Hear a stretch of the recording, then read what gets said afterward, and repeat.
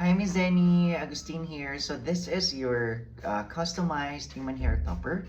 Ito yung ating natural black. So as you could see, meron tayong bangs or hair dito sa front na pwede nating i-cut into bangs. This is your headband. And of course, this is the back. So alam ko na yung hair na ginagamit mo dun sa previous topper mo is mahaba. But for this one, ginawa ko siyang thinning here para mag-blend in siya sa natural hair mo, which will make it more realistic and more natural. Kumbaga yung kapal dito sa dulo, hindi siya magmumukhang fake but instead will look more natural. Kasi magbe-blend in to seamlessly dun sa natural hair mo. So you just need to comb it together with your natural hair. So inside naman, itong ginawa po natin na parang inyong customized topper. Of course, yung headband po na provided nila. And of course, ito, 7x7 ito. So, we added 3 clips for extra security din.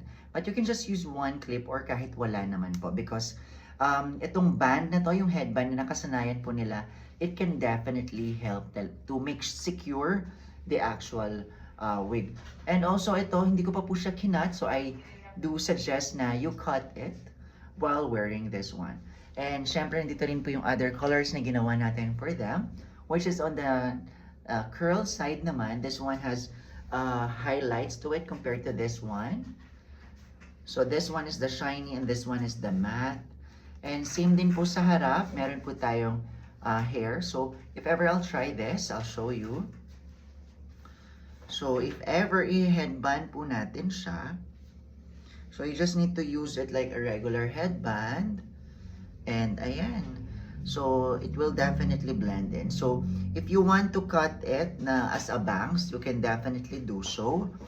Or you can just side the hair. Or you can tuck it behind your ears. And yeah. Diba? Ang cute niya. And of course, it will just blend in together with your natural hair. Hindi siya matatanggal. Very matibay. Alright, so thank you so much, Miss Zenny. And I look forward na magustuhan po nila itong customized topper po nila. Thank you so much for your patient wait and padala na po namin. Have a great day po.